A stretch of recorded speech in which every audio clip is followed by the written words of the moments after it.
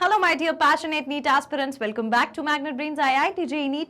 मैं हूं डॉक्टर रितिका भारद्वाज, आपकी बायोलॉजी मेंटर, और आज के इस सेशन में हम डील करने वाले हैं एक नए टॉपिक की समरी के साथ। उस टॉपिक का नाम है excretory products and their elimination. Excretory products जो हैं और उसका एलिमिनेशन जो है, इस बारे में आज हम देखेंगे क्विक समरी और फिर सॉल्व करेंगे इससे related most important question as well as previous year questions. लेकिन स्टार्ट करने से पहले आपके लिए इंपॉर्टेंट बात यह है कि Magnet Brains IIT JEE NEET पर ये सारा का सारा जो आपका कोर्स है, ये बिल्कुल फ्री ऑफ कॉस्ट अवेलेबल है। आपको कुछ वीडियोस देखने के बाद भी कोई फीस नहीं देनी है, कोई पेड सब्सक्रिप्शन नहीं लेना है। आप सारी चीजें आराम से प्रिपेयर कर सकते हो with the Magnet brains free of cost. ठीक है, आइए आज का सेशन स्टार्ट करते हैं। बात करते हैं excretory products and their elimination की। Now when we talk about excretory products, भाई हर ऑर्गेनिज्म, हर लिविंग ऑर्गेनिज्म की बॉडी में कुछ ना कुछ एक्सक्रीटरी प्रोडक्ट जरूर बनेगा। चाहे वो वाटर में रहने वाला ऑर्गेनिज्म हो, चाहे वो आर्बोरियल हो यानी कि उड़ने वाला ऑर्गेनिज्म हो, चाहे वो कोई भी हो, ह्यूमन बीइंग्स हो, सब ऑर्गेनिजम्स, यहां तक कि जो छोटे से छोटा अमीबा है, पैरामीशियम है, इससे लेकर के कॉम्प्लेक्स लिविंग ऑर्गेनिज्म, हर ऑर्गेनिज्म की बॉडी में कुछ ना कुछ एक्सक्रीटरी प्रोडक्ट डेफिनेटली बनता है and that excretory product needs to get excreted.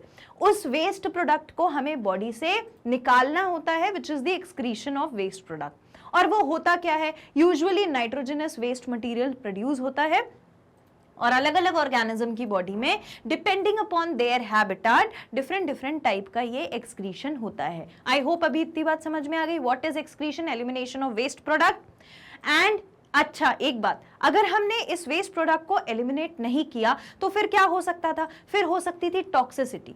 The amount of waste that accumulates inside the body, जितना भी वेस्ट मटेरियल बॉडी के अंदर अक्यूमुलेट हो जाता है, अगर वो इकट्ठा होता जाएगा तो एक टाइम पर टॉक्सिसिटी बॉडी में बढ़ जाएगी, क्योंकि there will be more of waste product and less of the important product.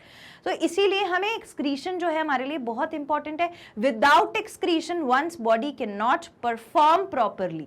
ठीक है, ये एक लाइफ का, मतलब एक लिविंग ऑर्गेनिज्म की लाइफ का बहुत इंपॉर्टेंट प्रोसेस है, which is required for that organism to maintain its life, to maintain the body function, to maintain the repair process inside the body and to keep the organism alive. इसीलिए ये excretion जो है important है। अब मैंने आपको जैसे बताया, डिफरेंट ऑर्गेनिजम्स में उनके हैबिटेट के according different types of waste products produce होते हैं और उसको फिर एक्सक्रीट आउट करने का मेथड भी अलग अलग होता है। तो पहले हम देखेंगे मोड ऑफ एक्सक्रीशन क्या क्या होते हैं। मोड ऑफ एक्सक्रीशन जो है वो अलग अलग टाइप का है, बेसिकली 3 है। सबसे पहले आता है अमोनोटेलिक एक्सक्रीशन। अमोनोटेलिक एक्सक्रीशन में अमोनिया जो एक्सक्रीटरी प्रोडक्ट के फॉर्म में बॉडी से रिमूव होता है। अब ये किस ऑर्गेनिज्म में होता है? सबसे सिंपल ऑर्गेनिज्म, अमीबा ले लो, पैरामीशियम ले लो, ऐसे जो छोटे ऑर्गेनिजम्स होते हैं, the ones which live inside the water, उनमें एक्सक्रीशन जो होता है वो कौन सा होता है? Ammonotelic excretion. ठीक है, ध्यान से देखिए, ammonotelic excretion is found in aquatic animals, पानी में रहने वाले, जैसे प्रोटोजोअन हो गए, मान लो अमीबा और पैरामीशियम, या फिर स्पॉन्जेस हो गई, या फिर सीलेंट्रेट्स यानी कि हाइड्रा, या फिर एक्वेटिक आर्थ्रोपोड, पानी में रहने वाले कीड़े मकोड़े आर्थ्रोपोड, प्रॉन हो गया, मोस्ट एक्वेटिक मोलस्कस हो गए यानी कि पायला, बोनी फिशेस हो गई, labio and frogs, tadpole larva, सारे के सारे क्या करने वाले हैं? अमोनोटेलिक एक्सक्रीशन करने वाले हैं। अमोनोटेलिक एक्सक्रीशन में अमोनिया वेस्ट प्रोडक्ट है विच कहना चाहिए मॉनिटरीली released out of the body. देखिए, ammonia as a waste product is most toxic, सबसे ज्यादा टॉक्सिक अमोनिया होता है वेस्ट प्रोडक्ट के फॉर्म में, बिकॉज ऑफ हाई पीएच, क्योंकि उसका पीएच बहुत ज्यादा होता है और हाई सॉल्युबिलिटी होती है वाटर की, पानी में आसानी से मिक्स हो जाता है and so large amount of water is required for its excretion. इसीलिए बहुत सारा अमाउंट ऑफ वाटर चाहिए होता है for the excretion of ammonia. इसीलिए जो भी एक्वेटिक ऑर्गेनिजम्स होते हैं उनमें जो एक्सक्रीशन होता है that is ammonotelic excretion. I hope this is clear. किसमें होगा? जो एक्वेटिक एनिमल्स हैं उनमें होगा। Clear? Now the next is ureotelic. ठीक है, यूरियोटेलिक एक्सक्रीशन जो होता है ये कौन से एनिमल्स में होता है? Which takes place in water and can retain considerable amount of urea in their blood. ऐसे एनिमल्स जो एक कंसिडरेबल अमाउंट ऑफ यूरिया अपने ब्लड में रख सकते थे, लेकिन उससे ज्यादा अगर होगा तो उसे क्या करना पड़ेगा, डेफिनेटली एक्सक्रीट आउट करना पड़ेगा। तो ये कॉमन मेथड है एक्सक्रीशन का, किसमें, ह्यूमंस में। अब देखो हर बार दिमाग में ये बात जरूर आती है कि मैम इतने टाइप के जो एक्सक्रीशन है इसमें से हमारी बॉडी में कौन सा हो रहा है, हमारी बॉडी में यूरियोटेलिक एक्सक्रीशन होगा, क्योंकि हम किसको रिमूव आउट करने वाले, यूरिया को। तो ह्यूमंस में, वेल्स में, seals, camels, kangaroo, toads, frogs and sharks, all of them are going to excrete out urea, ठीक। और यूरिया फॉर्मेशन होता कहां पर है, लिवर के सेल्स में ऑफ मैमल्स, वो स्टडीड बाय क्रेब्स एंड हेंसलेट। किसने पढ़ा था, क्रेब्स और हेंसलेट सर ने पढ़ा था कि ये जो है ये यूरिया का फॉर्मेशन लिवर में होता है। राइट इट डाउन, लिख लिया, okay. Now the next is uricotelic excretion. Uricotelic excretion देखा जाता है बर्ड्स में, लिजर्ड्स में यानी कि रेप्टाइल्स में, इंसेक्ट्स में और स्नेल्स में। ये क्या एक्सक्रीट आउट करते हैं, ये एक्सक्रीट आउट करते हैं यूरिक एसिड। तो हमने तीन चीजें देखी, यूरियोटेलिक यूरिया एक्सक्रीट आउट करेंगे, यूरिकोटेलिक यूरिक एसिड को एक्सक्रीट आउट करेंगे और अमोनोटेलिक अमोनिया को एक्सक्रीट आउट करेंगे। तो it is the main nitrogenous waste in uric acid. जो सबसे मेन इंपॉर्टेंट नाइट्रोजनस वेस्ट होता है वो यूरिक एसिड होता है, उसको जो एक्सक्रीट आउट करते हैं वो कौन होते हैं, लीस्ट सॉल्युबल होता है यूरिक एसिड और लेस टॉक्सिक होता है। और वो कौन ऑर्गेनिजम्स होते हैं, बर्ड्स होते हैं, रेप्टाइल्स होते हैं, इंसेक्ट्स होते हैं या फिर स्नेल्स होते हैं। ये तीनों चीजें क्लियर हो गई, राइट इट डाउन, लिख लिया, okay. Now the next is human excretory system. Human excretory system में क्या क्या चीजें इन्वॉल्व रहती हैं, 2 pair of kidney, 2 pair of ureter जो ट्यूब्स किडनी से निकल कर आते हैं, 1 यूरेटर एंड 1 यूरेथ्रा, ठीक है। तो सॉरी यूरेटर बोला मैंने, यूरिनरी ब्लैडर, 2 किडनी, 2 यूरेटर और 1 यूरिनरी ब्लैडर एंड 1 यूरेथ्रा। तो ये हमारा पूरा स्ट्रक्चर होता है किडनी का, ह्यूमन एक्सक्रीटरी सिस्टम का। यहां पर आपको दिख रहा है, ये देखो, ये 2 रीनल यानी कि ये 2 किडनी है, किडनी के बाद ये जो ट्यूब निकल रहा है वो ट्यूब कौन सा है, यूरेटर, और वो जाएगा एक बैग लाइक स्ट्रक्चर में जिसको हम ब्लैडर बोलते हैं, यूरिनरी ब्लैडर, और फिर यूरेथ्रा वो ओपनिंग होगी जहां से एक्सक्रीशन होगा यूरिन का। अब एक चीज यहां पर याद रखना, बाकी तो मैं आपको सारा चीजें डिटेल में एक एक करके समझाऊंगी। जब यूरिनरी ब्लैडर की बात आती है तो वो बना होता है ट्रांजिशनल एपिथीलियम का, which is an exception in the body. Transitional epithelium कैसी एपिथीलियम होती है, जो स्ट्रेच कर सकती है, मतलब कि कॉन्ट्रैक्ट कर सकती है, रिलैक्स कर सकती है, कॉन्ट्रैक्ट कर सकती है, रिलैक्स कर सकती है। ऐसा वो क्यों करती है, क्योंकि यूरिनरी ब्लैडर में जब यूरिन कलेक्ट हो जाता है तो वो रिफ्लेक्स जनरेट करती है ब्रेन के पास कि भाई यूरिनरी ब्लैडर अभी भर गया है, तो वो क्या होगा, स्ट्रेच हो जाएगा। जैसे यूरिनरी ब्लैडर खाली हो जाएगा तो फिर क्या होगा, आप एक्सक्रीट आउट कर दोगे तो क्या हो जाएगा कि यूरिनरी ब्लैडर वापस अपनी पोजीशन में आ जाएगा। ये जो स्ट्रेचिंग ऑफ एपिथीलियम है यानी कि कॉन्ट्रैक्शन और रिलैक्सेशन करने वाली एपिथीलियम क्या कहलाती है, ट्रांजिशनल एपिथीलियम। ये इंपॉर्टेंट पूछा जाता है इसीलिए मैंने पहले ही बता दिया। अब आता है, it consist of following part, kidneys 2 होती हैं, यूरेटर 2 होते हैं, यूरिनरी ब्लैडर 1 होता है और यूरेथ्रा होता है। इसमें किसी को कोई प्रॉब्लम नहीं होगी, एक एक करके हम बात करते हैं। सबसे पहले हम बात करते हैं किडनी की। किडनी बीन शेप्ड ऑर्गन है, बीन शेप्ड ऑर्गन होने के साथ साथ इसमें किडनी के अंदर, अच्छा, किडनी वर्टिब्रा साइड में सिचुएटेड होती हैं, यानी कि डॉर्सल साइड में, वेंट्रल साइड में नहीं, डॉर्सल साइड पीछे की साइड में सिचुएटेड होती हैं। इसके बाद आमने सामने नहीं होती हैं, एक ऊपर एक नीचे होती है, थोड़ा सा स्लाइट डिफरेंस होता है दोनों की सिचुएशन में। अब अगर हम किडनी के बाहर देखेंगे तो किडनी के बाहर एक रीनल फेशिया होता है। रीनल फेशिया के अंदर थोड़ा सा एडिपोज टिश्यू, फैट सेल्स वाला एडिपोज टिश्यू थोड़ा सा डिपॉजिटेड रहता है। रीनल के ऊपर, किडनी के ऊपर एड्रीनल ग्लैंड होता है। एड्रीनल ग्लैंड बोला मैंने, एड्रीनल क्यों बोलते हैं, रीनल मतलब किडनी, और किडनी के ऊपर है तो एड्रीनल ग्लैंड होता है। इसके बाद हम किडनी के अंदर चलेंगे तो उसके अंदर जो मेन इंपॉर्टेंट यूनिट जो काम करने वाला है वो कौन है, वो है नेफ्रॉन, क्योंकि किडनी के अंदर n number of nephrons present है और वही नेफ्रॉन्स पूरा का पूरा एक्सक्रीशन कराएंगे। अब किडनी का स्ट्रक्चर इंपॉर्टेंट है, नेफ्रॉन का स्ट्रक्चर इंपॉर्टेंट है, वो मैं आपको एक्सप्लेन करती हूँ। थोड़ा सा इसका डिटेल देखो। These are bean shaped, bean shape की किडनी होती है, चॉकलेट ब्राउन कलर की होती हैं स्ट्रक्चर में, abdomen में होती हैं, on one on each side of vertebral column, मैंने बोला था वर्टिब्रल कॉलम के पास होती हैं, just below the diaphragm. Left kidney is placed a little higher than the right kidney but reverse in rabbit. rabbit में थोड़ा अलग होता है. Left kidney जो होती है, left side की जो kidney होती है वो थोड़ा ऊपर में situated है as compared to right side of the kidney, वो थोड़ा सा नीचे की साइड. अब दोनों का जो situation है वो एकदम आमने सामने नहीं होता, थोड़ा ऊपर नीचे होता है. इतनी बात समझ में आ गई. अब हम देखते हैं कि स्ट्रक्चर ऑफ किडनी जो है वो कैसा होता है. ठीक है, तो जब हम स्ट्रक्चर ऑफ किडनी देखते हैं, बीन शेप्ड स्ट्रक्चर होता है. तो हमने ये बना लिया बीन शेप्ड स्ट्रक्चर इस तरीके का. 1 मिनट. हाँ, बीन शेप्ड स्ट्रक्चर किडनी का इस तरीके का होता है. ठीक, ये हो गया किडनी का बीन शेप्ड स्ट्रक्चर. अब इसमें रीनल आर्टरी और रीनल वेन का आना जरूरी है. ब्लड तो वही लेकर आएगी, भले ही अंदर प्यूरिफाई होगा. तो रीनल आर्टरी और रीनल वेन कैसे सिचुएटेड होती है? इस तरीके से सिचुएटेड होती है, ऐसे. ठीक है, एक ये हो गया, एक ये हो गया. तो ये हो गई हमारी आर्टरी और फिर वेन भी सिचुएटेड होती है. तो वेन बना लेते हैं.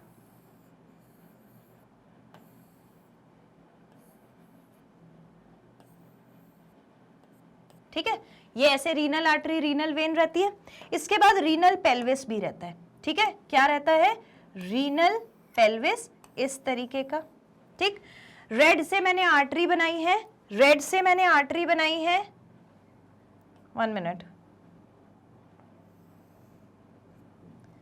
रेड से मैंने आर्टरी बनाई है. ठीक, और इसको भी मैं थोड़ा ऐसा कर देती हूं.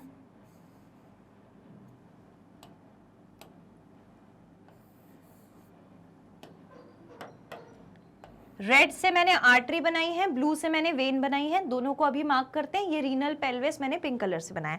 थोड़ा सा मैं रीनल पेल्विस जो है वो ब्रॉड कर देती हूँ ताकि आप डिफरेंशिएट कर पाएं इसे. ये रीनल पेल्विस है, this is renal pelvis. Clear?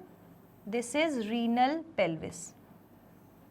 ठीक है, अब रीनल पेल्विस के बाद ये हो गई हमारे आउटर सेक्शन की बात. किडनी के अंदर अगर जाएंगे, इसको मैं थोड़ा सा ब्रॉड कर देती हूँ तो आपको ये स्ट्रक्चर जो है वो इजीली समझ आएगा. ठीक है, इसको मैं थोड़ा ब्रॉड कर देती हूँ. ये बीन शेप्ड हमारी किडनी हो गई. देखो, कभी भी किसी भी चीज़ को बायोलॉजी में अगर रिवाइज करना है ना, किसी चीज़ को बायोलॉजी में अगर रिवाइज करना है तो सबसे अच्छा तरीका होता है डायग्राम से रिवाइज करना. अगर आप डायग्राम से याद करोगे तो आपको कभी भी कोई प्रॉब्लम नहीं आएगी. सारी चीज़ें आपको बहुत अच्छे से थरोली समझ में आ जाएंगी. ये पक्की बात है.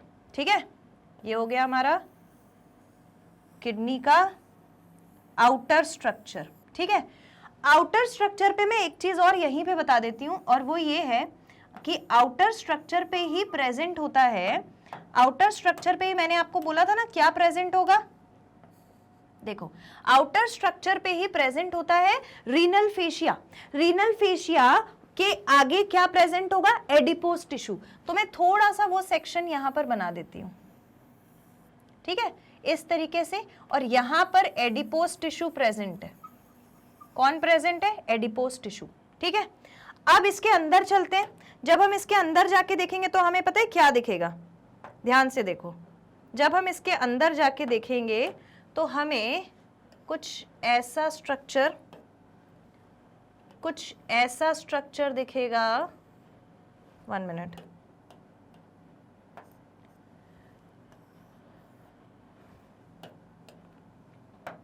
किडनी के अंदर हमें कुछ ट्रायंगुलर शेप के स्ट्रक्चर्स दिखते हैं. ठीक है, ये ट्रायंगुलर शेप के स्ट्रक्चर्स 2, 3, 4, 5, 6 और ये सारे ऐसे जुड़े रहते हैं, ऐसे.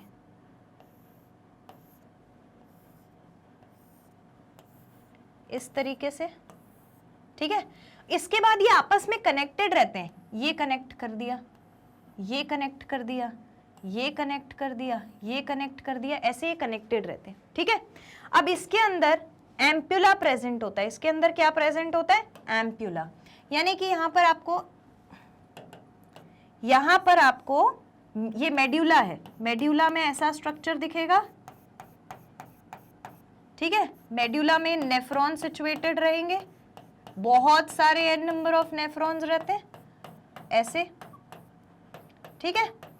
लेकिन फिर भी आप देखोगे तो आपको एक स्ट्रक्चर यहां पे ऐसा भी दिख रहा है, एक स्ट्रक्चर यहां पे कैसा भी दिख रहा है, ऐसा, ठीक है। एक स्ट्रक्चर ऐसा भी दिख रहा है, ऐसा, ये, फिर ये, फिर ये, इसे हम एम्प्यूला कहते हैं। क्या कहते हैं? एम्प्यूला। रिवाइज करते चलना है, खुद भी डायग्राम बना लो, वापस से थ्योरी पढ़ने की जरूरत बिल्कुल नहीं पड़ेगी अगर डायग्राम बना लोगे तो। बात समझ में आ गई? ठीक है, चलो ये हो गया हमारा किडनी का स्ट्रक्चर। अब हम अभी तक हमने जितना बनाया उतना मार्क कर लेते हैं, ठीक है। चलो मार्क करते हैं। जब मार्क करते हैं तो पहले तो हम इसको मार्क कर लेते हैं, रीनल आर्टरी और रीनल वेन को, ठीक है। ये रीनल वेन, ये रीनल आर्टरी, ये रीनल, ठीक। उसके बाद ये हमारा रीनल फेशिया, ये एडिपोज टिश्यू की लेयर, ठीक है। और क्या, हाँ, एम्प्यूला मार्क करना है। तो एम्प्यूला के लिए हम ऐसा कुछ करेंगे कि एम्प्यूला के लिए हम यहाँ पे इसको मार्क कर देती हूँ, ठीक है, समझ में आएगा। ये एम्प्यूला के लिए हम इसको मार्क कर लेते हैं, ठीक। ये हो गया एम्प्यूला, ये रीनल एम्प्यूला कहते हैं इसको, ठीक है। और ये रीनल कैप्सूल, ये रीनल कॉलम ऑफ बर्टिनी, ये रीनल कॉलम ऑफ बर्टिनी मिलेगा, ठीक है। और क्या बचा? मेजर कैलिक्स और माइनर कैलिक्स बचा है ना।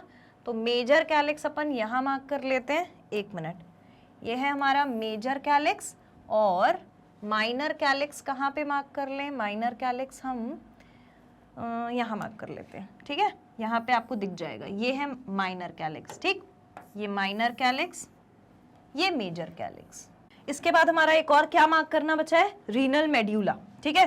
तो रीनल मेड्यूला को भी मार्क कर लेते हैं, देखो रीनल मेड्यूला, ठीक है। चलो अब हम इसे मार्क करेंगे, ठीक। जब मार्क करते हैं पहले ये वाला जो सेक्शन है, ये वाला बोल रही हूं मैं, ये वाला जो सेक्शन है ये क्या कहलाता है? रीनल कॉलम बर्टिनी होता है, between the section between the two medulla, ठीक है। तो ये है रीनल कॉलम बर्टिनी, ठीक। इसके बाद ये वाला पूरा पोर्शन जो है ये क्या है? Major calyx. This is major calyx. इसके बाद ये ब्लू से जो मैंने बनाया है, डू यू वांट, आपको ये वैसे तो अच्छे से दिख रहा होगा पर फिर भी मैं इसे थोड़ा और हाईलाइट कर देती हूँ। ये जो मैंने ब्लू से बनाया है ये आपकी रीनल वेन है। ब्लू से मैंने क्यों बनाया है? ताकि आप इजीली आइडेंटिफाई कर लो। This is renal vein. क्या है ये? रीनल वेन है। क्लियर? समझ आ गया? ये रीनल वेन दिख रही है अच्छे से, सबको दिख रही है।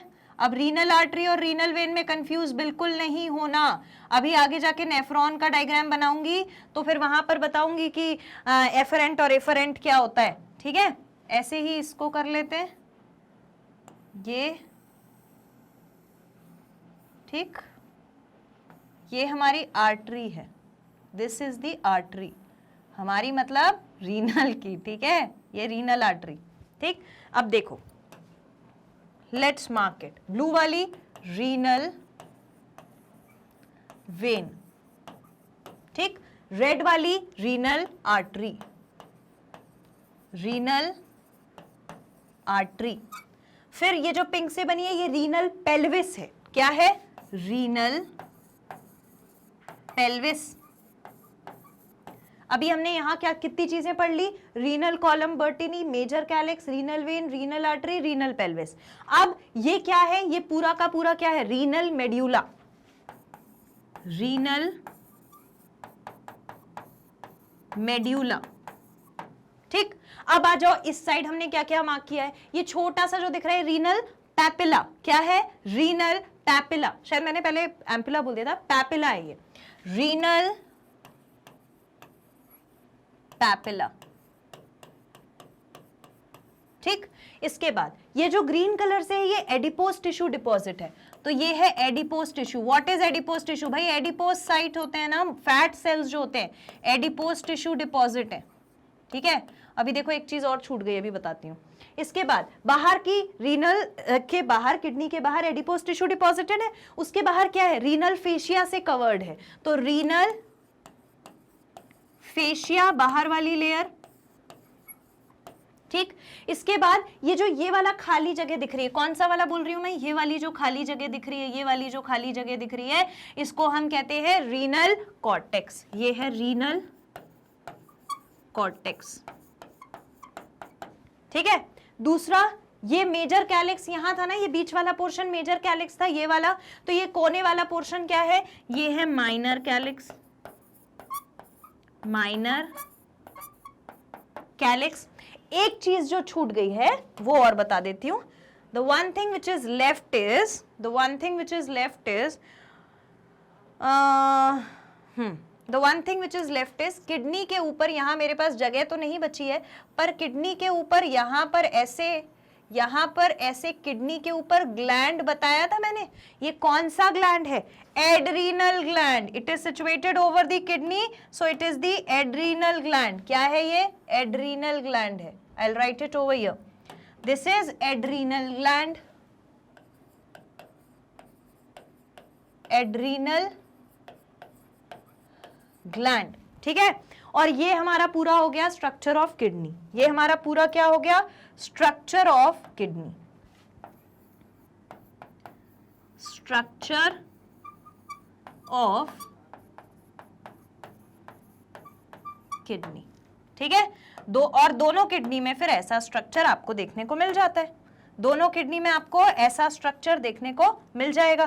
बात समझ में आ गई। अब फिर से ध्यान से देख लो एक बार, मैंने इसमें क्या क्या बताया है। ब्लू कलर की रीनल वेन, ठीक, रेड कलर की रीनल आर्टरी, ऑब्वियसली ब्लड आएगा जाएगा, दोनों चीजें होंगी। तीसरा रीनल पेल्विस है, ये वाला पूरा पोर्शन। इसके बाद ये जो ट्रायंगुलर शेप बने हैं, इनको हम रीनल मेड्यूला कहते हैं। इनके बीच की जो जगह होती है उसको हम रीनल कॉलम बर्टिनी कहते हैं। यहाँ पर थोड़ा सा जो जगह दिख रही है दैट इज मेजर कैलिक्स। फिर इनके बीच की जो नैरोड स्पेस है दैट इज माइनर कैलिक्स। इसके बाद ये जो पूरा स्पेस जिसके अंदर मेड्यूला एम्बेडेड है, वो खाली जगह क्या कहलाती है, खाली जगह तो ऐसा बहुत नहीं होती है, पर फिर भी वो जो बेस है पूरा का पूरा वो कहलाता है रीनल कॉर्टेक्स। बाहर प्रोटेक्ट करने के लिए रीनल फेशिया लगी है। रीनल फेशिया और किडनी के बीच में थोड़ा सा एडिपोज टिश्यू डिपॉजिटेड है, और एडिपोज टिश्यू के बाद ये जो हमें यहां पर दिख रहा है ये छोटा छोटा सा portion that is renal papilla, और ऊपर एक ग्लैंड होगा जिसको हम बोलेंगे adrenal gland. This is the entire structure of the kidney.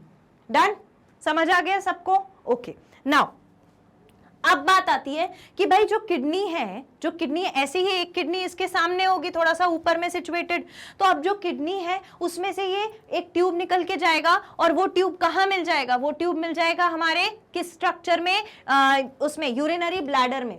Do you want me to tell that? मैं आपको वो चीज भी बता देती हूँ। होगा कैसे, होगा ऐसे कि एक किडनी यहाँ पर है, एक किडनी थोड़ा इसके ऊपर है इस तरीके से, ठीक है, और इससे फिर क्या निकलेगा, यूरेटर निकलेंगे, ठीक है। इससे क्या निकलेंगे, यूरेटर निकलेंगे।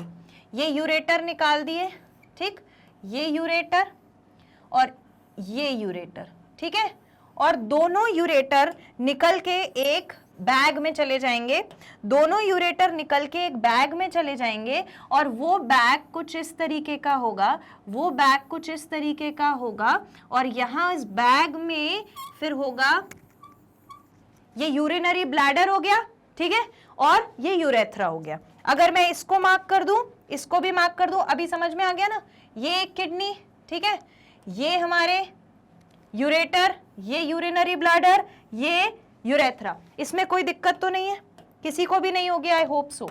ये हमें क्या दिख रहा है, किडनी, ठीक, ये हमें क्या दिख रहा है, यूरेटर जो ट्यूब निकल के जाएगा, और ये हमें क्या दिख रहा है, यूरिनरी ब्लैडर, यूरिनरी ब्लैडर, और यहां पर हमें क्या दिख रहा है, यहां पर हमें दिख रहा है यूरेथ्रा, ठीक है, यूरेथ्रा दिख रहा है। अब ये हमारा क्या है, ये हमारा पूरा ह्यूमन एक्सक्रीटरी सिस्टम हो गया, ह्यूमन एक्सक्रीटरी सिस्टम हो गया। इसके ऊपर ग्लैंड भी तो प्रेजेंट है, ये adrenal gland, this is adrenal gland, ठीक है, इसको मार्क करना भी जरूरी है।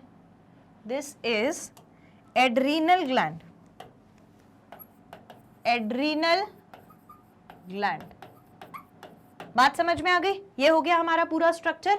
ये ह्यूमन एक्सक्रीटरी सिस्टम का स्ट्रक्चर है। एक किडनी ये है, एक किडनी ये है, एक यूरेटर ये है, एक यूरेटर ये है, यूरिनरी ब्लैडर एक होता है और यूरेथ्रा भी एक होता है। तो अभी हमें इतनी बात समझ में आ रही है, इसमें से मैंने एक किडनी उठाई और मैंने उस किडनी का आपको व्यू बताया, उसमें ये सारी चीजें प्रेजेंट है। अब किडनी में एक्चुअली काम कौन करने वाला है? तो किडनी में काम करने के लिए बहुत सारे यूनिट्स प्रेजेंट हैं जिसको हम कहते हैं नेफ्रॉन।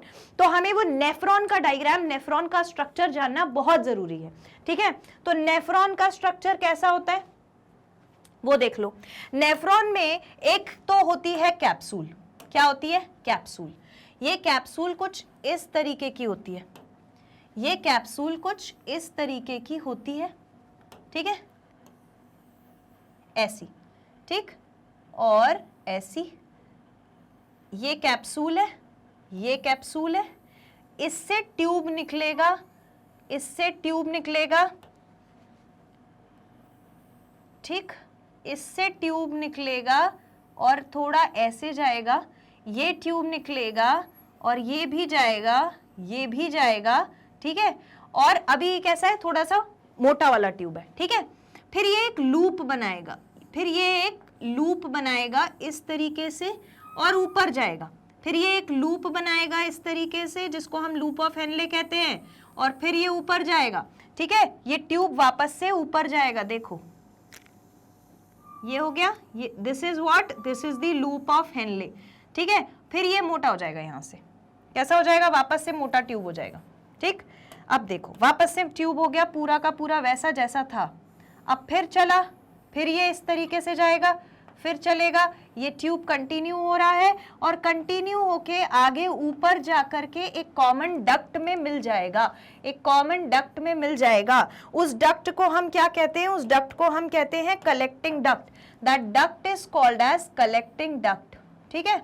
ये हो गई हमारी कलेक्टिंग डक्ट, ये हो गई हमारी कलेक्टिंग डक्ट, ठीक है।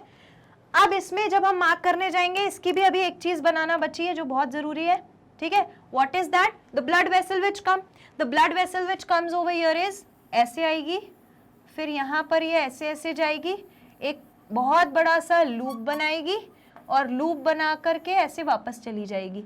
ऐसे ही पूरी हमने ये ब्लड वेसल बना ली, ठीक है। ये ऐसे आ रही है, ठीक है, और ये लूप बनाकर बाहर चली गई इसमें से, ठीक। ये हमारा क्या है? Structure of nephron. ये हमारा क्या है? स्ट्रक्चर ऑफ नेफ्रॉन है, ठीक। अब नेफ्रॉन के स्ट्रक्चर में प्रेजेंट क्या क्या होता है उसको मार्क करते हैं, ठीक है। और यहीं से हमको काम समझ में आएगा कि क्या क्या काम होता है, ठीक है। देखो सबसे पहले हमने ये कैप्सूल मार्क करी, ठीक है, दिस कैप्सूल। इसके बाद हमने ये मार्क करा, ठीक। इसके बाद यहां पर हमने ये मार्क करा, ठीक है। इसके बाद ये वाला ट्यूब, अच्छा इसको मार्क कर लेंगे एक तो, ठीक है। इसके बाद एक हम ये मार्क करेंगे, देखो एक हमें ये मार्क करना है, यहां से मार्क कर देती हूं, ठीक है, 1 मिनट, ठीक। ये हमारा क्या है? अब समझ गए होगे, पीसीटी बता रही हूँ, ठीक है। फिर ये हो गया हमारा डीसीटी, ये हो गया हमारा कलेक्टिंग डक्ट, हेनलेज लूप हो गया, बस इतना ही तो है नेफ्रॉन के स्ट्रक्चर में। अब देखो प्रोसेस किडनी का, देखो यहीं से समझ में आता है कि किडनी क्या क्या करती है। नेफ्रॉन ऐसे स्ट्रक्चर, नेफ्रॉन बहुत सारे प्रेजेंट होते हैं, ठीक है। अब होता ये है एफरेंट आर्टीरियोल जो किडनी के पास पूरी बॉडी से ब्लड लेकर आती है। लेकर कहाँ आ जाती है? ये बोमेंस कैप्सूल है, यहाँ लेकर आ जाती है। इस बोमेंस कैप्सूल के अंदर वाली जो ये वाली वॉल दिख रही है, ये बहुत पतली सी वॉल होती है। कैसी होती है? पतली सी वॉल होती है।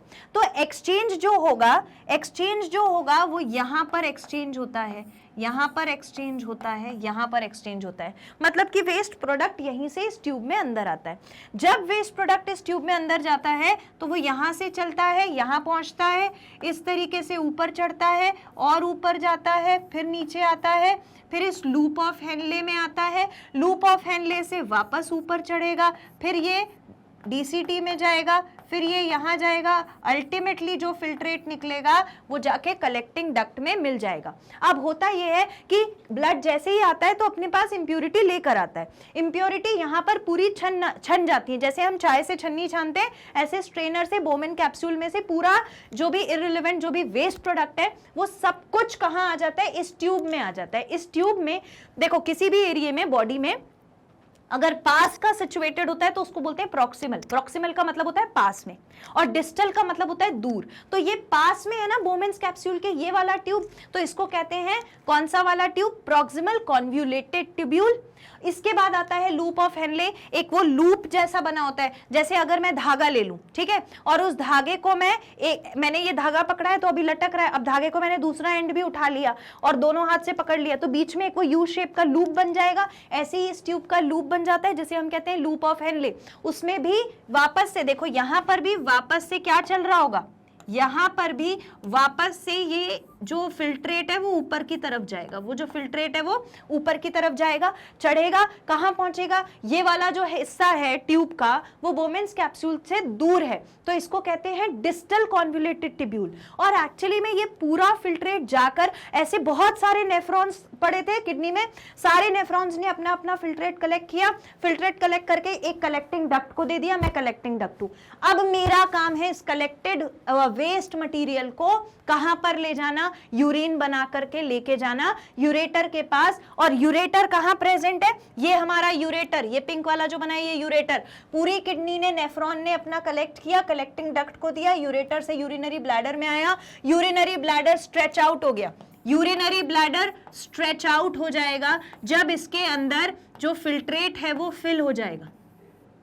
फिल्ट्रेट अगर फिल होगा तो यूरिनरी ब्लैडर क्या होगा, स्ट्रेच आउट हो जाएगा। जैसे ही स्ट्रेच आउट होगा तो ये ब्रेन को मैसेज भेजेगा कि भाई रिफ्लेक्स जनरेट करो, रिफ्लेक्स ब्रेन देगा, तो ब्रेन क्या देगा, रिफ्लेक्स देगा कि भाई आपको एक्सक्रीट आउट करने की जरूरत है वापस से इसको, तो ये क्या कर देगा, एक्सक्रीट आउट कर देगा। ये हो गया स्ट्रक्चर और function of kidney.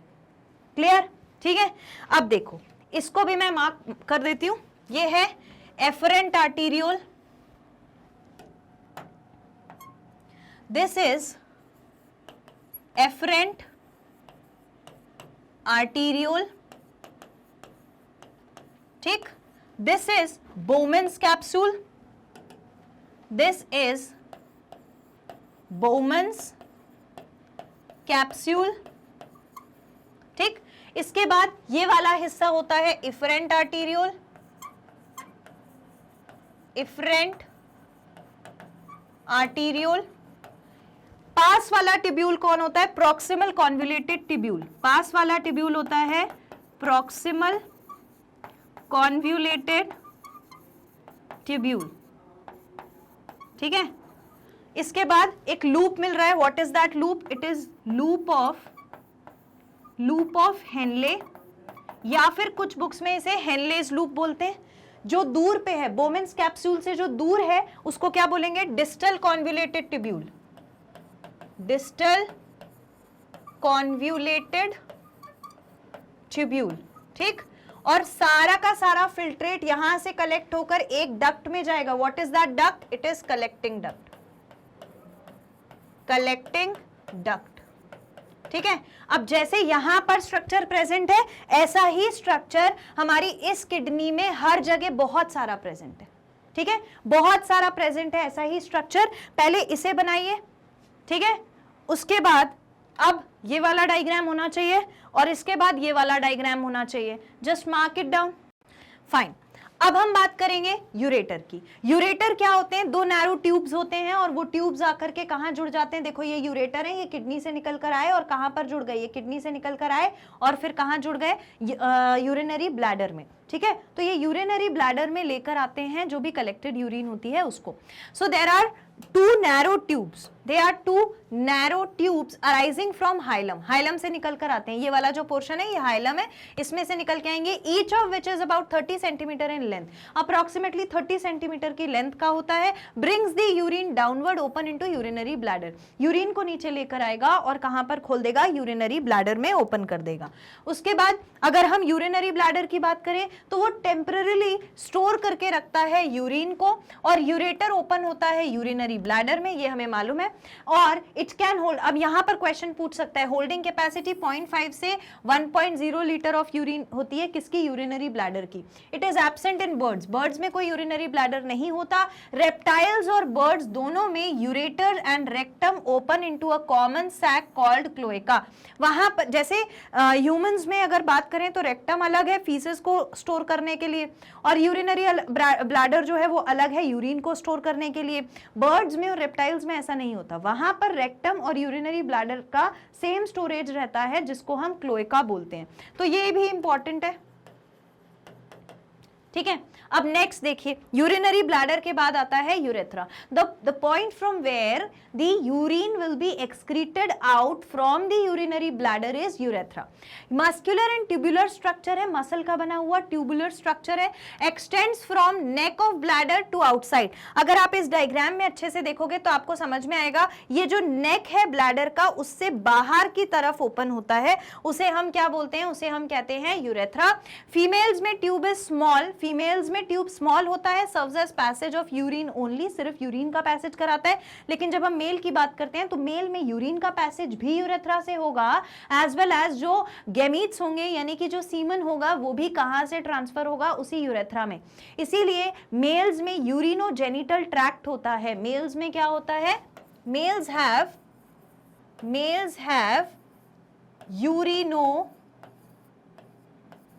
Urinogenital tract, ठीक है। यूरिनोजेनिटल ट्रैक्ट का क्या मतलब है, यूरिनो का मतलब है यूरिन के लिए, और जेनिटल का मतलब है जो गैमीट्स निकलेंगे जेनिटल से, तो वो क्या है, जेनिटल जो काम करेगा यानी कि सीमेन जो सेक्रीट करेगा, वो रास्ता एक ही है, वो ट्रैक्ट एक ही है, इसीलिए यूरिनोजेनिटल ट्रैक्ट प्रेजेंट होता है मेल्स में। ये इंपॉर्टेंट है, इसे ध्यान रखना, ठीक है। जबकि फीमेल में ऐसा नहीं होता, फीमेल में जेनिटल ओपनिंग अलग होती है और यूरिन की ओपनिंग अलग होती है। In male it is long and function and common passage for urine and spermatic fluid. Urine और स्पर्मेटिक फ्लूइड के लिए कॉमन ओपनिंग होती है। क्लियर, बात समझ में आ गई। Now the next is urine formation कैसे होता है। अब हम देखेंगे कि यूरिन फॉर्मेशन होगा कैसे। अब वापस से यहाँ पर ग्लोमेरुलर फिल्ट्रेशन आ जाता है। देखो ये हमारा बोमेन्स कैप्सूल है, ये हमारा बोमेन्स कैप्सूल है, और ये हमारा ग्लोमेरुलस है। वो जो राउंड राउंड राउंड राउंड ये वाला स्ट्रक्चर है ना, ये हमारा ग्लोमेरुलस है। कौन सा वाला, ये वाला स्ट्रक्चर हमारा ग्लोमेरुलस है। This structure is glomerulus. 1 minute, this structure is glomerulus. इस स्ट्रक्चर को ग्लोमेरुलस बोलते हैं। मैडम कौन से स्ट्रक्चर को, ये जो यहां पर आकर ऐसे गोल गोल गोल गोल हो गया ना, इसको बोलते हैं ग्लोमेरुलस, ठीक। तो ग्लोमेरुलस में से जब ग्लोमेरुलस ब्लड लेकर आता है बोमेन्स कैप्सूल में तो वहीं पर फिल्ट्रेशन होता है बस। तो ग्लोमेरुलस फिल्ट्रेशन क्या है वो देखो। पहले ये देखो प्रोसेस ऑफ यूरिन फॉर्मेशन कैसे होगा। Process of urine formation is called uropoiesis. ये इंपॉर्टेंट है, किसी एमसीक्यू में ये पूछा जाता है। प्रोसेस ऑफ यूरिन फॉर्मेशन को यूरोपोइसिस बोलते हैं। Urine is formed by mechanism of glomerulus filtration. Glomerulus filtration होता है, रीअब्जॉर्प्शन होता है, और इनको सेक्रीशन होता है। इसके बारे में हम डिस्कस करेंगे, ठीक है। क्या क्या, glomerulus filtration, reabsorption and secretion. पहले हम बात करते हैं ग्लोमेरुलर फिल्ट्रेशन में क्या होता है। ग्लोमेरुलस क्या है, ग्लोमेरुलर कैपिलरी है ब्लड की, जिसमें प्रेशर क्रिएट हो जाता है। होता क्या है कि ये जो ब्लड लाने वाली होती है इसको हम बोलते हैं एफरेंट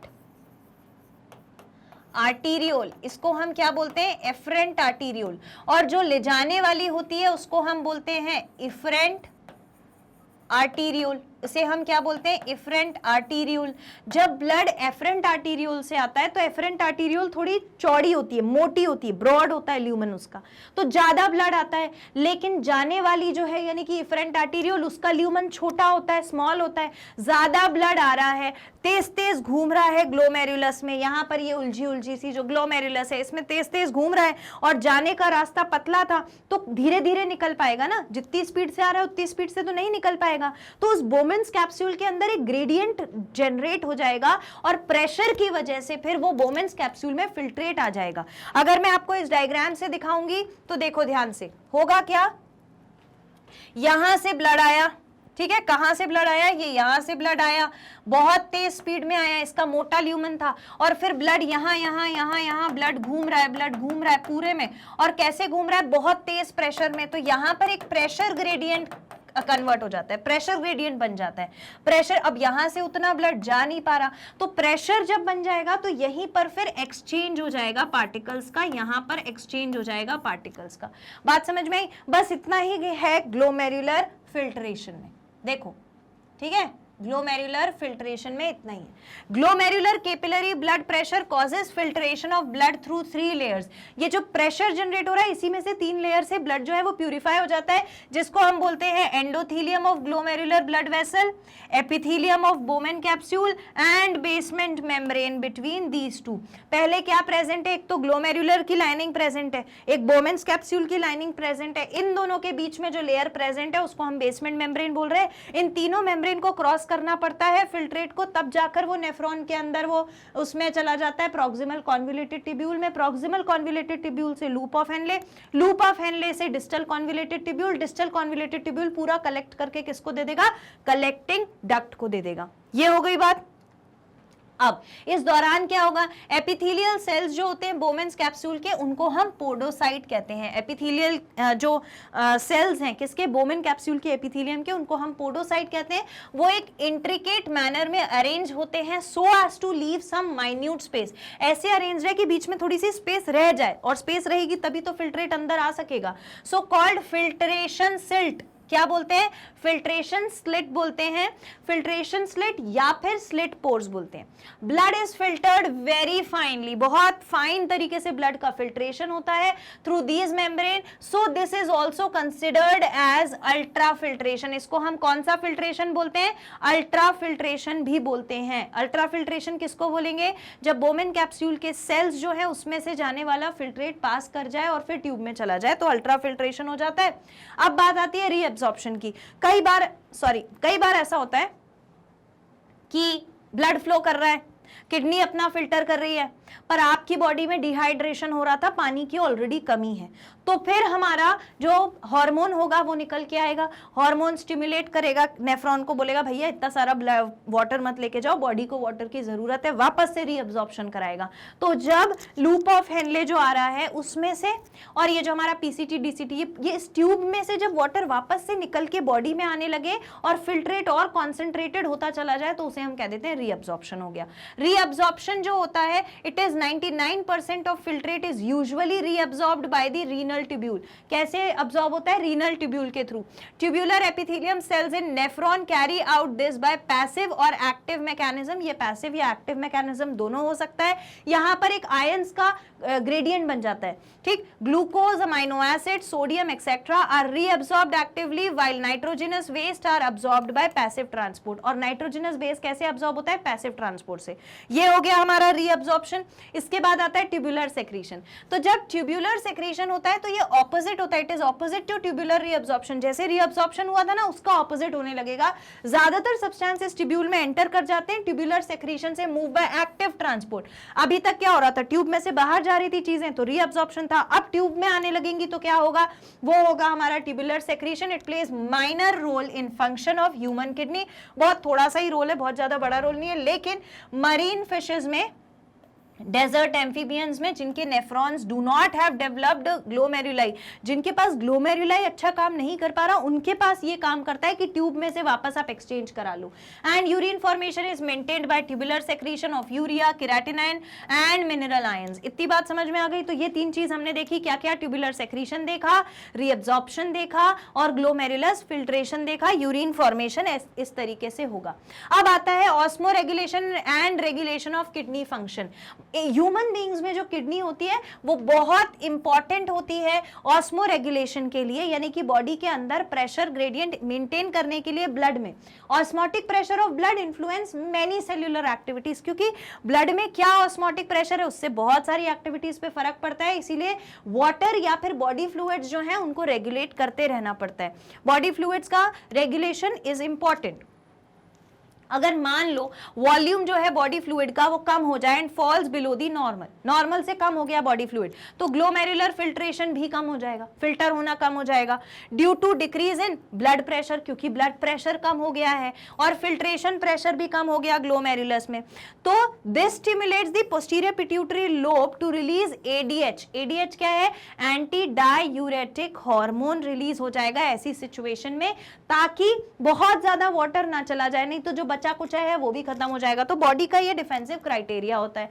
अब जब रीअब्जॉर्प्शन होता है सोडियम का, तो उसको कौन कंट्रोल करता है? हार्मोन एल्डोस्टेरॉन कंट्रोल करता है, which is secreted bye cortex of adrenal gland. ये जो है एक इंपॉर्टेंट बात है एडीएच को लेकर, इसे इंपॉर्टेंट मार्क करिए, ठीक है? एडीएच को ये वाला पॉइंट लिखो, डन। नाउ ये वाला पॉइंट लिखो, कौन सा वाला? एल्डोस्टेरॉन वाला, aldosterone. This is very important, इसे इंपॉर्टेंट मार्क करिए, ठीक। इसके बाद आता है reduction in level of sodium. अगर सोडियम कम हो रहा है तो इट स्टिमुलेट जीजी अपैरेटस, यानी कि ये जो हमारा ग्लोमेरुलस अपैरेटस है इसको, and form protein called renin protein बनाएगा। Renin act as enzyme which converts plasma protein angiotensinogen into angiotensin. Angiotensinogen को एंजियोटेंसिनोजेन को एंजियोटेंसिन में कन्वर्ट कर देता है, ठीक है। Now this is another the third hormone that we have studied, clear. अब आता है कि रोल ऑफ अदर ऑर्गन क्या होता है। देखो किडनी के अलावा भी बहुत सारे ऑर्गन्स होते हैं जो एक्सक्रीशन में मदद करते हैं, तो उन ऑर्गन्स का क्या काम है? तो उसमें आता है हमारा लंग, लिवर, स्किन। ये भी हमें किस चीज के लिए हेल्प करते हैं? एक्सक्रीशन के लिए। सबसे पहले हम बात करते हैं लंग्स की। लंग्स जो है वो रिमूव करता है 18 litre per hour of carbon dioxide, lungs में से रिलीज हो रहा है, and major quantities of water vapour every day, है ना। क्योंकि जब ब्लड हमारी पूरी बॉडी में से कार्बन डाइऑक्साइड लेकर के हार्ट के पास आता है, तो हार्ट ये ब्लड किसको दे देता है? लंग्स को, और लंग्स इसमें से कार्बन डाइऑक्साइड रेस्पिरेटरी सिस्टम के थ्रू बाहर फेंक देता है।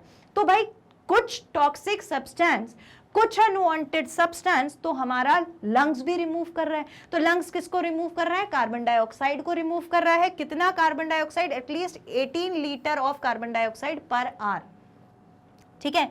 नेक्स्ट है liver secretes bilirubin and biliverdin. Liver में से bilirubin, biliverdin, cholesterol, degraded steroid hormones, vitamins, drugs, सब कुछ निकलता है, और डाइजेस्टिव जूसेस भी निकलते हैं। अब आप ये सोचो कि लिवर कितना इंपॉर्टेंट है, कितने सारे काम कर रहा है। All these are important constituent. जो हम दवाइयां खाते हैं उसका भी जाकर के ब्रेकडाउन कहाँ पर होता है? ज्यादातर लिवर में होता है, पर ऐसा नहीं, कभी कभी किडनी में भी होता है, बट ज्यादातर लिवर में होता है, लिवर में देखने को मिलता है। विटामिन्स का प्रोसेस कहाँ होता है? लिवर में होता है। कोलेस्ट्रॉल कहाँ प्रोसेस होता है? लिवर में होता है। बिलीरुबिन, बिलीवर्डिन, ये सारा काम कौन करने वाला है? लिवर करने वाला है। ये इंपॉर्टेंट, ठीक। नेक्स्ट आता है स्किन भी कोई काम करती है। भाई स्किन भी कम इंपॉर्टेंट नहीं है। स्किन जो है उसमें से एलिमिनेशन होता है स्वेट का, तो स्वेट में क्या निकल जाएगा? स्वेट कभी ऐसे टेस्ट करके देखोगे तो नमकीन नमकीन सा लगता है। क्यों लगता है? NaCl प्रेजेंट है, यूरिया है, लैक्टिक एसिड है। तो सिबेशियस ग्लैंड होते हैं हमारे पास स्किन के अंदर, which eliminate substance like sterol, hydrocarbon, waxes through sebum. Face पर ऑयल आ जाना, वो भी क्या है? एक तरीके का एक्सक्रीशन है। इतनी स्वेटिंग होना एक्सक्रीशन है। हालांकि स्वेटिंग एक और क्राइटेरिया है कि वो बॉडी टेम्परेचर को मेंटेन करने की कोशिश कर रहा है, पर जो अनवांटेड वेस्ट है वो भी स्किन से बाहर हो जाएंगे। तो किडनी के अलावा जो 3 चीजें अनवांटेड चीजों को बॉडी से बाहर फेंकती हैं वो कौन कौन है? लंग्स है, लिवर है और हमारी स्किन हो गई, ठीक। अब आता है डिसऑर्डर्स ऑफ एक्सक्रीटरी सिस्टम। भाई एक्सक्रीटरी सिस्टम में जब इतना अच्छा काम चल रहा है, बढ़िया, इतने सारे नेफ्रॉन है, किडनी का इतना सारा पार्ट हमने देख लिया, सब कुछ मिलकर के एक प्रॉपर काम कर रहा है, तो इसमें भी तो कभी प्रॉब्लम आ सकती है। तो अगर इसमें प्रॉब्लम आएगी तो हमें क्या प्रॉब्लम आ सकती है? सम डिसऑर्डर्स ऑफ एक्सक्रीटरी सिस्टम हम यहां डिस्कस करेंगे। पहला है डायबिटीज इंसिपिडस। डायबिटीज इंसिपिडस, जहां पर एक सिम्टम होता है कि प्यास बहुत ज्यादा लगती है। इस वाली डायबिटीज में बहुत ज्यादा प्यास लगती है और बार बार यूरिनेट करने का मन करता है, बार बार यूरिनेशन होगा। तो it is a condition characterised by, देखो, एक्सेसिव थर्स्ट, बहुत ज्यादा प्यास लगना, excretion of large amount of severely diluted urine. तो कैसा? बहुत सारा डाइल्यूटेड यूरिन पास आउट होगा, जिसमें रिडक्शन होगा फ्लूइड इनटेक का। ठीक, फ्लूइड इनटेक कम हो जाएगा, having no effect on concentration of urine. आप फ्लूइड कितना ले रहे हो, क्या ले रहे हो, इससे इसके ऊपर कोई फर्क नहीं पड़ेगा। कॉमन जो डायबिटीज इंसिपिडस है वो किसकी वजह से होती है? आर्जिनिन वेसोप्रेसिन की वजह से होती है। इसकी डेफिशिएंसी हो जाती है, which is also known as anti diuretic hormone. तो अगली बार क्वेश्चन आर्जिनिन पर भी आ सकता है, अगली बार क्वेश्चन आर्जिनिन पर भी आ सकता है, या फिर आर्जिनिन पर भी आ सकता है, या फिर पूछ लेंगे कि एंटी डायूरेटिक हार्मोन की कमी से कौन सी डिसीज या डेफिशिएंसी या कौन सा सिम्टम क्रिएट हो सकता है। तो डिसीज कौन सी होगी इससे? जो भी डिसऑर्डर है, एक्चुअली डिसीज नहीं बोलेंगे, डिसऑर्डर कौन सा होगा? डायबिटीज इंसिपिडस होगा, जहां पर बहुत ज्यादा प्यास लगेगी, डाइल्यूटेड यूरिन बार बार पास आउट होगा। So that is because of deficiency, कमी हो गई एंटी डायूरेटिक हार्मोन की। एंटी डायूरेटिक हार्मोन को आर्जिनिन वेसोप्रेसिन नाम से भी जाना जाता है। इतनी बात समझ में आ गई। नेक्स्ट देखिए, नेक्स्ट इज यूरेमिया। यूरेमिया क्या होता है? यूरेमिया जो है, it is the presence of excessive amount of urea in the blood. अगर ब्लड में बहुत ज्यादा यूरिया हो गया तो उसे हम यूरेमिया कहते हैं। जैसे एनीमिया होता है, मिया किस लिए लग रहा है? ब्लड के लिए। तो यूरेमिया, मिया, यूरिया जो है वो किस में प्रेजेंट है? यूरिया प्रेजेंट है ब्लड में।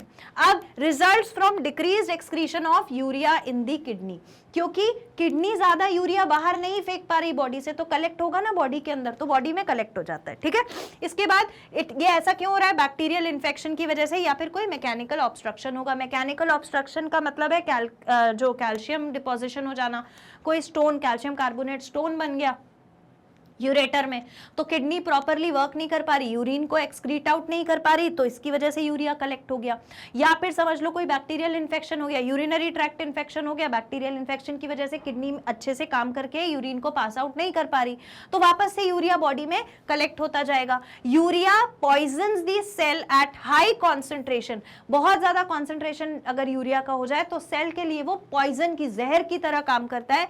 High concentration of non protein nitrogen like urea, uric acid, creatinine exist in blood due to kidney failure.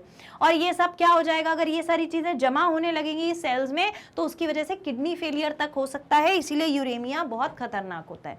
ठीक है, पहले आप यूरेमिया को लिख लीजिए, write it down, very important. Now the next is renal failure.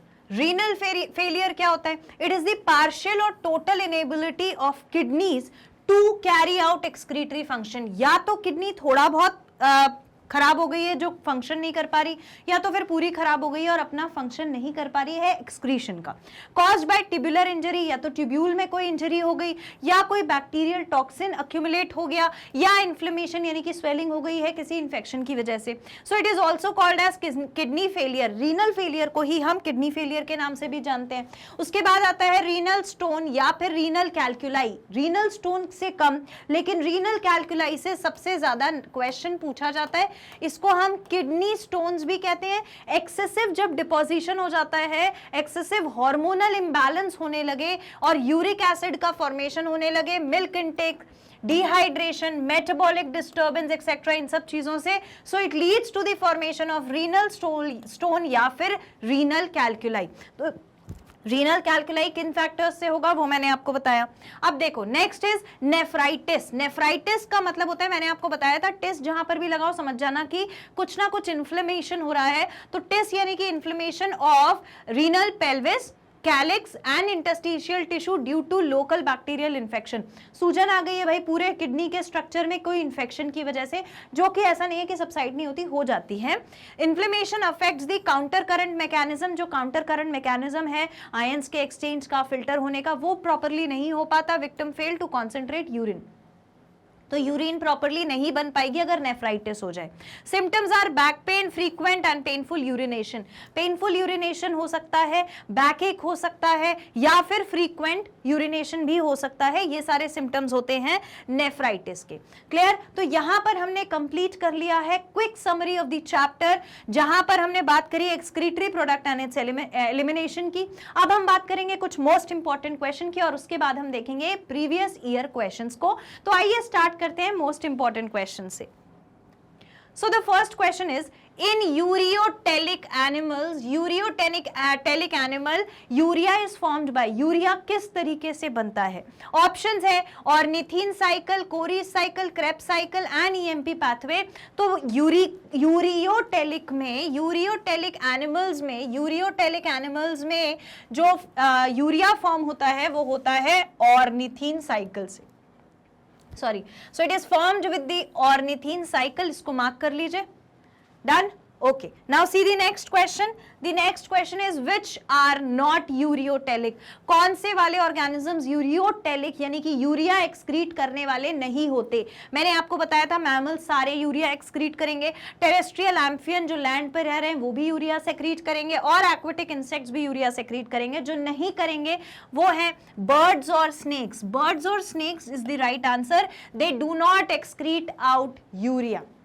वो क्या एक्सक्रीट करने वाले हैं? यूरिया एक्सक्रीट नहीं करने वाले हैं। ठीक है, तो ये हो गया हमारा क्वेश्चन 2। नेक्स्ट क्वेश्चन देखिए, excretion of nitrogenous waste product in semi solid form occurs in. अगर एक्सक्रीशन कर रहे हैं नाइट्रोजनस वेस्ट का किस फॉर्म में? सेमी सॉलिड फॉर्म में।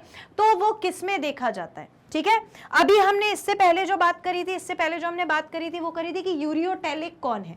अब हमसे क्या पूछा जा रहा है कि नाइट्रोजनस वेस्ट कैसे एक्सक्रीट होगा। दोनों क्वेश्चंस में डिफरेंस है, और देखो किस तरीके से ये पूछा जाता है, कंसेप्ट को घुमा फिराकर चेंज करके कि कौन सा वेस्ट किस तरीके से किस में एक्सक्रीट आउट हो रहा है। ठीक है, तो इस क्वेश्चन में क्या पूछा है? नाइट्रोजनस वेस्ट कैसे हटेगा? पहला ऑप्शन है यूरियोटेलिक एनिमल्स में हटता है, दूसरा अमोनोटेलिक में, तीसरा यूरिकोटेलिक में, and the fourth one is amniotes में। तो किस में हटता है? डेफिनेटली यूरिकोटेलिक एनिमल्स में नाइट्रोजनस वेस्ट जो है वो सेमी सॉलिड फॉर्म में एक्सक्रीट आउट होता है। Clear? Fine. Now see the next question. Next question is conversion of ammonia into amino acid is called as. जब भी अमोनिया कन्वर्ट होता है अमाइनो एसिड में तो उस प्रोसेस को हम क्या कहते हैं? That process is called as deamination. Deamination बोलते हैं इसको। ठीक है, deamination is the right answer. तो ऑप्शंस क्या क्या है हमारे पास? नाइट्रिफिकेशन इज द रॉन्ग, उसके बाद अमोनिफिकेशन नहीं होता, डीनाइट्रिफिकेशन नहीं होता, डीएमिनेशन होता है। Deamination is the correct answer. Deamination is the correct answer. Clear? Now see the next question.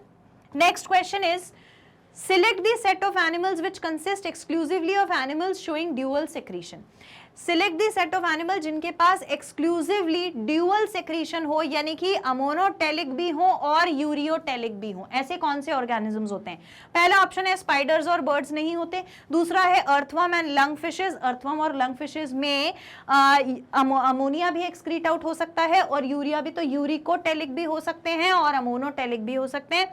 Fishes और मैमल्स में नहीं होता, गैस्ट्रोपोड्स और इंसेक्ट्स में नहीं होता। So the right option is option B. ठीक है, option B is the right answer. Next question देखिए, next question is ammonia is changed to uric acid in liver of.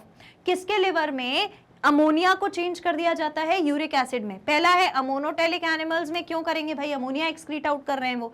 Uricotelic में करेंगे, यूरिया ही तो बनता है यूरिकोटेलिक में। कहां पर? लिवर में। यूरियोटेलिक में नहीं होगा, ऑर्निथोटेलिक में नहीं होगा। Right option is uricotelic organisms. Option B is the correct answer. Clear? Now see the next question.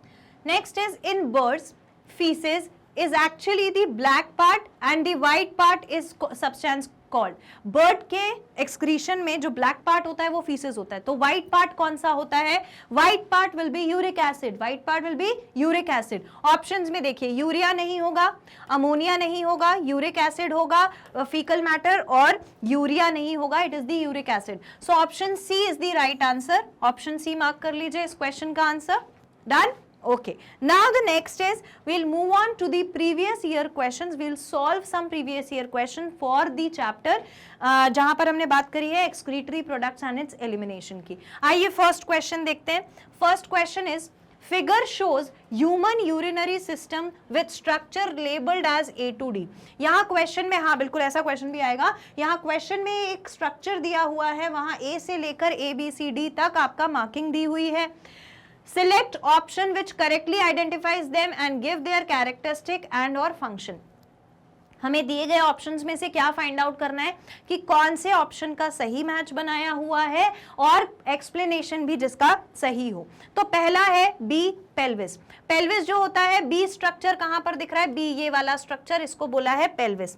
ठीक है, पेल्विस कहां होता है, ब्रॉड फनल शेप्ड का होता है, space inner to hilum, directly connected to the loop of Henle, बिल्कुल नहीं हो सकता।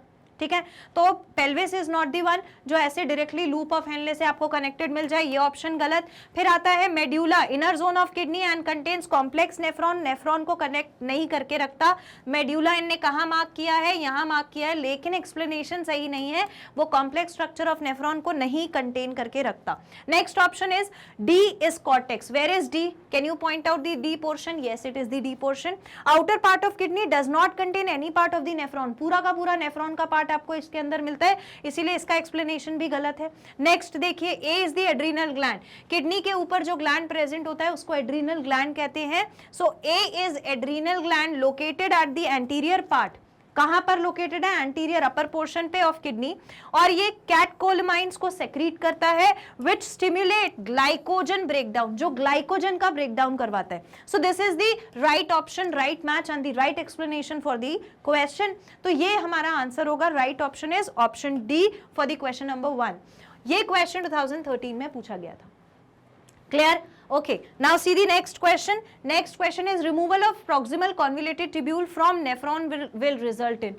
अगर आप proximal convoluted tubule हटा दो तो फिर जो यूरिन फॉर्मेशन होगा वो किस तरीके का होगा अगर नेफ्रॉन में से आपने पीसीटी हटा दिया। तो सबसे पहला है मोर डाइल्यूटेड यूरिन, और भी ज्यादा डाइल्यूटेड यूरिन बनेगी। ऐसा क्यों? क्योंकि proximal convoluted tubule में से ही वाटर का रीअब्जॉर्प्शन होता था, अब वो पार्ट ही नहीं है, वाटर रीअब्जॉर्ब नहीं होगा तो डाइल्यूट यूरिन का फॉर्मेशन होगा। सो राइट ऑप्शन फर्स्ट मोर डाइल्यूटेड यूरिन। सेकेंड है मोर कॉन्सेंट्रेटेड, कैसे होगी, वाटर रीअब्सॉर्ब ही नहीं हुआ। No change in the quality and quantity of urine, वो तो आएगा। नो यूरिन फॉर्मेशन, ऐसा भी नहीं होगा। सो the right option is more dilute urine will be formed. This is the question, it was asked in 2015। Clear? Now see the next question. Next question is which of the following statement is correct. दिए गए options में से कौन सा correct statement है? पहला statement कहता है ascending limb of loop of Henle is impermeable to water. Definitely ascending limb of loop of Henle is impermeable, उसमें वाटर का एंट्रेंस अलाउड नहीं है, तो ये सही है। नेक्स्ट है descending limb of loop of Henle is impermeable to water, ये होता है परमिएबल, तो ये ऑप्शन हो गया गलत। Ascending limb of loop of Henle is permeable to water, तो ये भी गलत स्टेटमेंट हो गया। ये क्या है? इम्परमिएबल है वाटर से। फिर descending limb of loop of Henle is permeable to electrolytes, तो ये भी रॉन्ग स्टेटमेंट। सही ऑप्शन हमारा क्या हो गया? ऑप्शन ए कि असेंडिंग लिम्ब जो होता है लूप ऑफ हेनले का, it is impermeable to water, water का मूवमेंट वहां नहीं मिलेगा। This was the question asked in 2011। Now see the next question. Next is the part of nephron involved in active reabsorption of sodium. कौन से part में से nephron में बहुत अच्छे से एक्टिवली सोडियम का रीअब्जॉर्प्शन होता है? पहला ऑप्शन है distal convoluted tubule, distal convoluted tubule में नहीं होता। दूसरा है proximal convoluted tubule, proximal convoluted tubule में ही एक्टिव अब्जॉर्प्शन होता है, एक्टिव एक्चुअली रीअब्जॉर्प्शन होता है सोडियम का। बोमेन्स कैप्सूल में नहीं होता, डिसेंडिंग लूप ऑफ हेनले में नहीं होता। So right option is option B.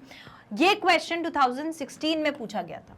ठीक है, नेक्स्ट क्वेश्चन देखिए। Next question is human urine is usually acidic because humans में जो यूरिन होती है वो क्यों एसिडिक होती है? पहला ऑप्शन है sodium transporter exchange 1 hydrogen ion for each sodium ion in peritubular capillary. ऐसा कुछ नहीं है, हाइड्रोजन आयन जो है वो सोडियम आयन का एक्सचेंज कहां पर होगा? प्रॉक्सिमल कॉन्वोल्यूटेड ट्यूब्यूल में। Excreted plasma protein are acidic, plasma protein acidic नहीं होते। अब हमको क्या मिलना चाहिए? एसिडिक नहीं होते, इसकी वजह से जो एसिडिटी नहीं बढ़ेगी। Potassium sodium exchange generates acidity, potassium और सोडियम के एक्सचेंज से भी एसिडिटी जनरेट नहीं होती है।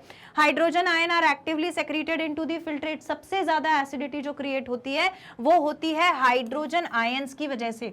एसिडिक यूरिन बनता है due to hydrogen ions, hydrogen ions की वजह से बनता है।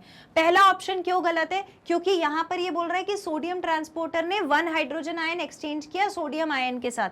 ऐसा नहीं होता, यहां पे होता क्या है? हाइड्रोजन आयन एक्टिवली सेक्रीट होते हैं। दूसरा ऑप्शन क्यों गलत है? क्योंकि ये प्लाज्मा प्रोटीन को जिम्मेदार ठहरा रहा है एसिडिक यूरिन के लिए। तीसरा है ये सोडियम और पोटेशियम को बोल रहा है इसकी वजह से एसिडिक यूरिन है। एक्चुअली होती किसकी वजह से? हाइड्रोजन आयन के लिए। So right answer is option D for this question. Question 5 का सही आंसर क्या है? Option D. ये क्वेश्चन 2015 में पूछा गया था। Clear? Okay. Now see the next question. Next question is a decrease in blood pressure volume will not cause the release of. अगर ब्लड प्रेशर कम हो जाए या फिर वॉल्यूम कम हो जाए, so it will not cause the release of, क्या चीज नहीं निकल पाएगी, क्या चीज रिलीज नहीं हो पाएगी? पहला है रेनिन, रेनिन तो कहाँ मिलेगा हमें? प्रोटीन, स्टमक में, है ना। दूसरा है arterial natriuretic factor, actually arterial natriuretic factor release नहीं हो पाएगा। एल्डोस्टेरॉन नहीं, एडीएच नहीं। So the right option is option B. Question number 6 के लिए, ये क्वेश्चन 2017 नीट का क्वेश्चन है। Clear? Okay, now see the next is which of the following causes increase in sodium reabsorption in distal convoluted tubule. किसकी वजह से sodium का reabsorption DCT में, डिस्टल कॉन्वोल्यूटेड ट्यूब्यूल में ज्यादा होने लगा? पहला ऑप्शन है इंक्रीज इन एल्डोस्टेरॉन लेवल। हाँ, डेफिनेटली अगर एल्डोस्टेरॉन ज्यादा है तो ज्यादा अब्जॉर्प्शन होता है सोडियम का, ठीक है। इसके बाद increase in anti diuretic hormone level, नहीं। इसके बाद एल्डोस्टेरॉन लेवल डिक्रीज होने से नहीं, एल्डोस्टेरॉन इंक्रीज होगा तो सोडियम का रीअब्जॉर्प्शन डिक्रीज होगा। इसके बाद decrease in anti diuretic hormone भी नहीं होगा। सो the right option is option A, that is increase in aldosterone level will increase the reabsorption of sodium. ये क्वेश्चन 2014 में पूछा गया था। राइट डाउन, ये इंपॉर्टेंट पॉइंट है कि रीअब्जॉर्प्शन जो है वो कैसे होता है सोडियम का, किसकी वजह से ज्यादा होता है? तो ज्यादा होता है एल्डोस्टेरॉन लेवल्स की वजह से। Clear? Okay, so now we are done with this topic, the quick summary of this topic, and we are done with the most important question as well as the previous year question. इन सारे topics को आप revise कर सकते हैं हमारी official website पर, that is www.magnetbrains.com। एक official page open होगा जिस पर आपको एक्सप्लोर टॉप कोर्सेज का ऑप्शन मिलेगा, उस पर जाकर नीट सिलेक्ट करिए। नीट सिलेक्ट करने के बाद क्रैश कोर्स को सिलेक्ट करिए, उस पर वॉच नाउ क्लिक करिए। एक डिस्क्रिप्टिव पेज ओपन होगा जहां पर आपके नीट के क्रैश कोर्स के सारे लेक्चर्स अवेलेबल हैं, उस पर क्लिक करिए तो video will be playing in front of you like this. आपको ये जो पूरा क्रैश कोर्स है, this is completely free of cost available on the Magnet Brains IIT NEET का जो IIT JEE नीट का जो चैनल है, इस पर ये 100% फ्री ऑफ कॉस्ट अवेलेबल है। आपको सिर्फ क्या करना है? लाइक करना है वीडियो को, चैनल को करना है सब्सक्राइब और इसे शेयर करना है अपने सारे फ्रेंड्स और सिबलिंग्स के साथ। मैं आपसे मिलूंगी नेक्स्ट सेशन में, तब तक के लिए thank you so much, take care and keep study.